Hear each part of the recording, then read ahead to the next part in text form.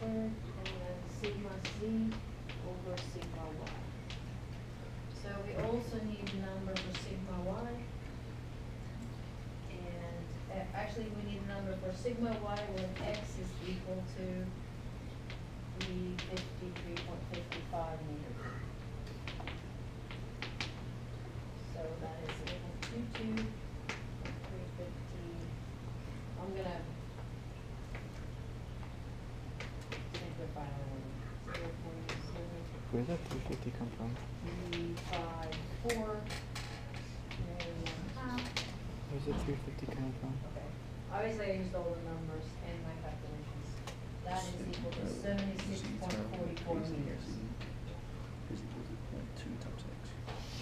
I know. Okay. But I x is think I'm gonna 350. write Where the this. fuck does that come from? Right, so I have enough room. Dumb question. Hopefully that works. Hmm? So we have 2 times cube n, which was our 0.2 times x. 1246. Okay. Over E, which is 2.718. Right? Times pi, 3.1422. Say. Let me see. This was in grams per second. And then we had 2 meters per second. That's our wind speed. Times 100 meters squared. That's the height of the release. And then we have sigma z, which is 70.71 over 76.14. That's meters, cubic meters. So our C max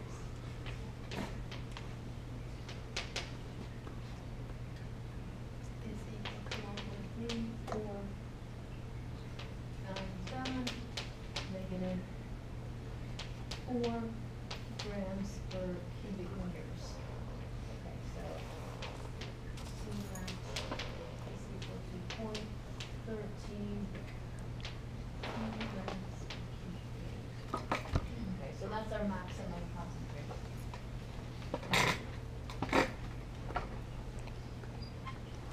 And obviously, at any point, we want to look at that concentration and see where we are, right, in terms of ppm. So sulfur dioxide, that was on your homework, right? What was the? Oh, we can't directly compare milligram per cubic meter and ppm. They're not. They're close, but not that. They're not exact. But the for this release, right? We're not. I don't think we should be below the time weighted average. It wasn't that low. I think. It was like 2 particles per million. Yeah. So that should be below the time weighted average of sulfur dioxide. Does the 350 mean you're measuring that at? What is the meaning of it? This means that if the stack is here, right, and it lets out here, which is 355, say, meters downhill. So this is x. This is where the wind is blowing. This is where the maximum concentration is. That's what that 350 means. Okay, so in other words, so this is what it looks like. It comes out of here and then it slumps down, right? And obviously it disperses along the way, but that's where the maximum concentration is.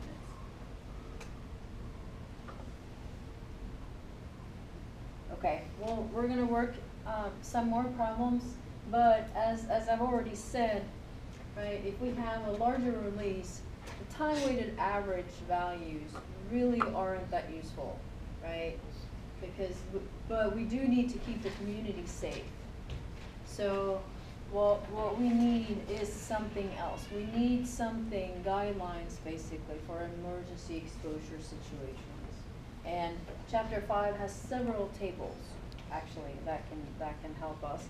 And of course, we don't have any IDLH, immediately dangerous to life and health, values tabulated in the book, but that is one thing that you might be able to find from the safety data sheets or by Googling it. right? So that is something that we can use. However, we want to get the community out of the way before we get even close to that concentration, right? So we probably wanted some additional guidelines. And what we have in the book is emergency response planning guidelines. So, yes.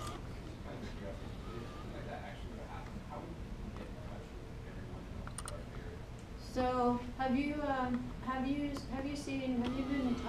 I don't know if they do it always at night, when they do testing on the TV, right? Emergency, that is one thing, that is one way, right, that you would see.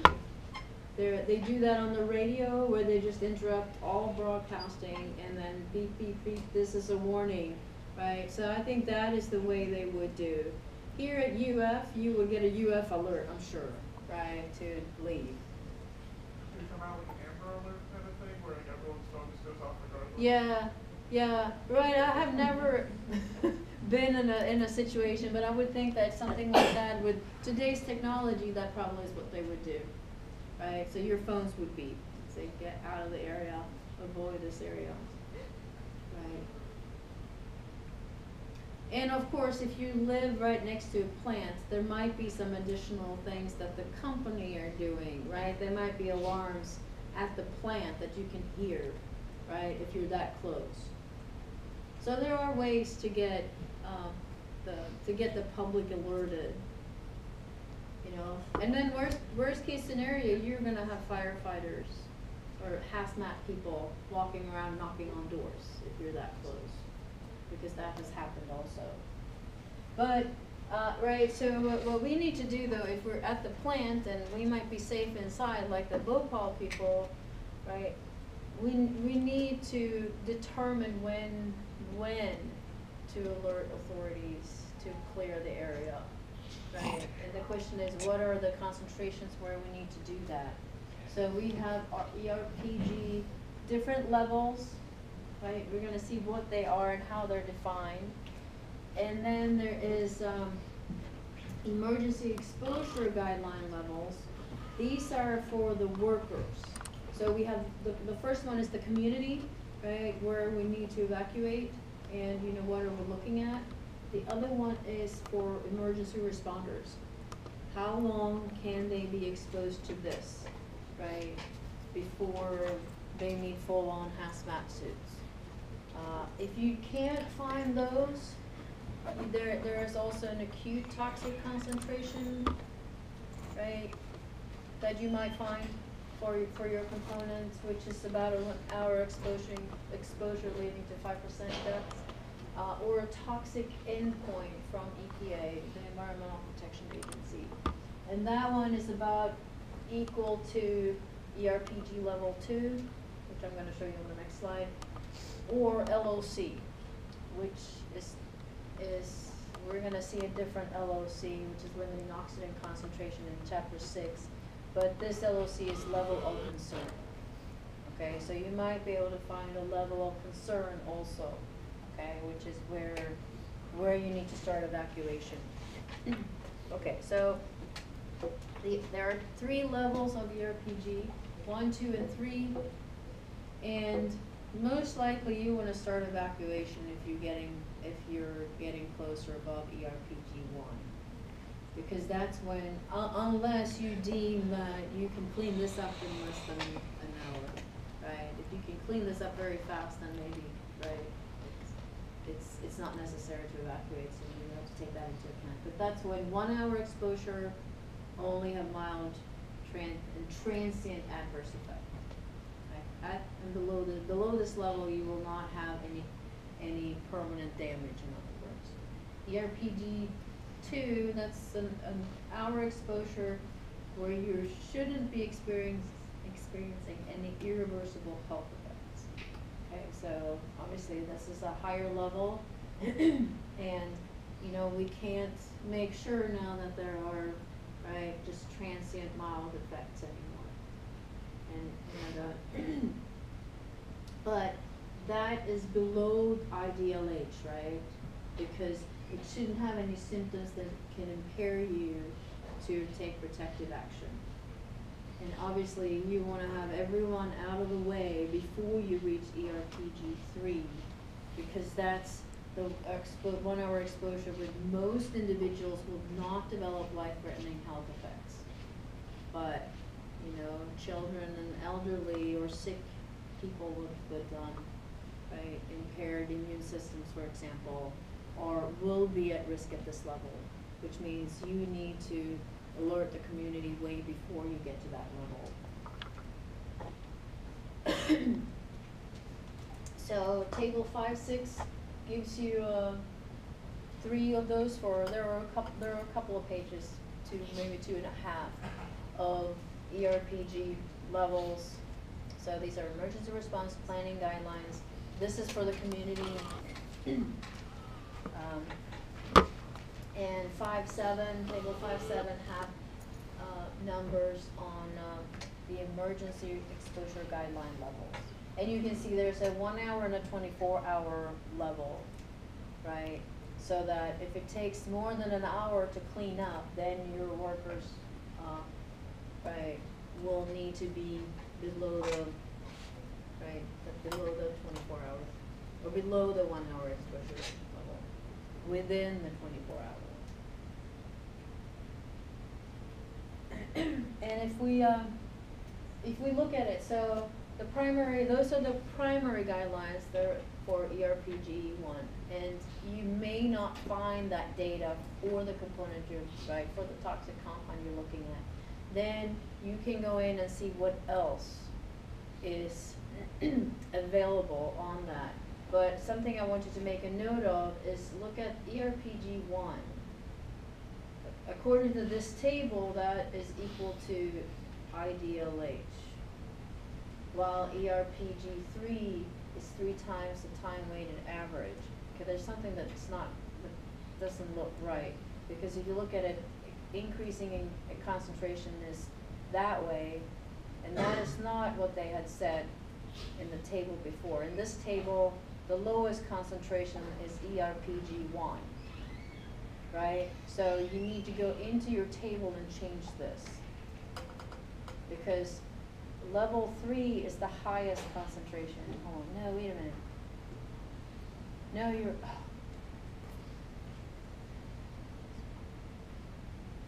it's the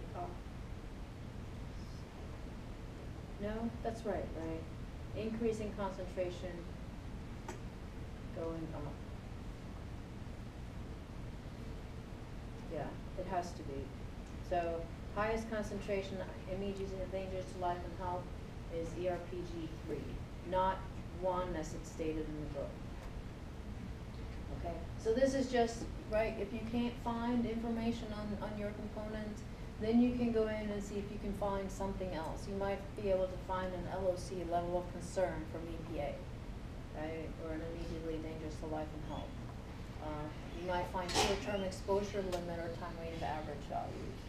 So again, this is all to help us determine whether or not we need to evacuate and put all the resources into doing that.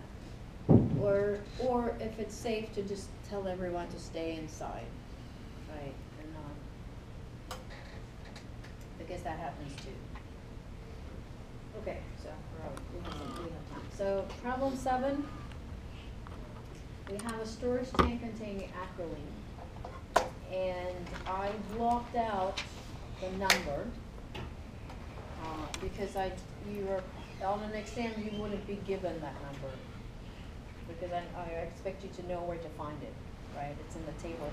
It actually says here that you are supposed to estimate the amount of acrolein that has to be instantaneously released at ground level to produce a concentration at the boundary of the residential area equal to ERPG 1. And this residential area is located 1,500 meters from the storage tank. The other reason I blocked it out is because the number that's given in the problem is outdated. So if you go and look, it says ERPG. Let me see if I put it on. on here. So it says 0.1. The third edition of the book says 0.05. So they changed that, but they forgot to change the concentration in the problem. Okay, so I was gonna ask you what acrolein is, but obviously I've already shown you the formula for it. So if you see this, right, what do you think when you see a compound like that?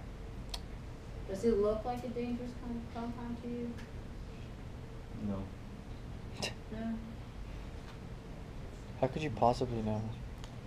So It's here's in aldehyde, where, I think it'd be. right, this is why it's Just a carbon important, because chain. it's this, right, it's important, we're gonna get into this in chapter 8. To be able to look at a component, and by just the functional groups that it has, determine whether or not we should be concerned about it. And this is one that I would be concerned with, and the problem is its reactivity. Well, it looks like it's already pre-oxidized. I mean, why would you be concerned about this? This is a monomer of a polymer though. So if you look at the, if you're a chemist, which you've taken enough, right, organic chemistry, right, it has a structure. So it's an aldehyde, obviously, but it has a resonance formula. Looks like this.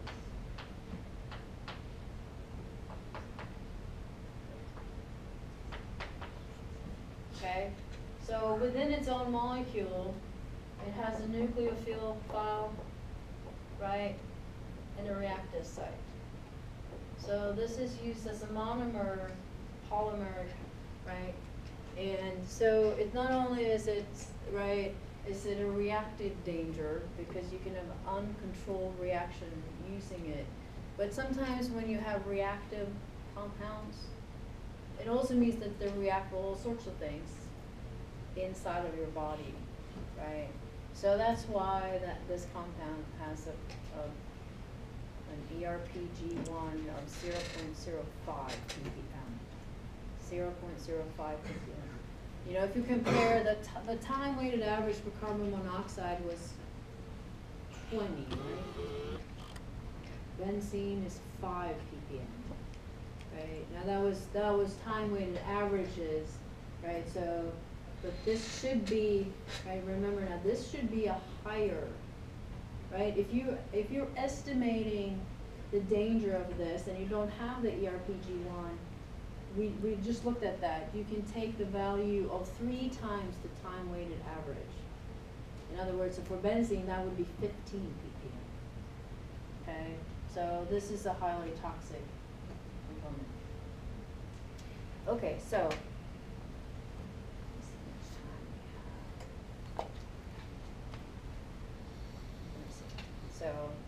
just make a, let me see, so obviously this one that I have here, I've scanned from an older version, unfortunately, so they updated it. That's another reason why I want you to have a 3rd edition, because some of these values have been updated, okay?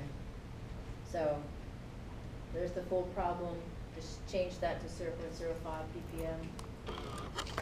ppm. Okay, so what do we have? Instantaneously released at ground level. Okay, well, why don't I send out these? So, okay. Sounds like a puff. The next homework, I'm planning on giving a quiz on that, and on the quiz, this would be the formula sheet that you would have. So it has the puff plume at ground and height, okay, and then it has the atmospheric stability classes, as well as the equations for puff and plume release. Are you holding your eyes open?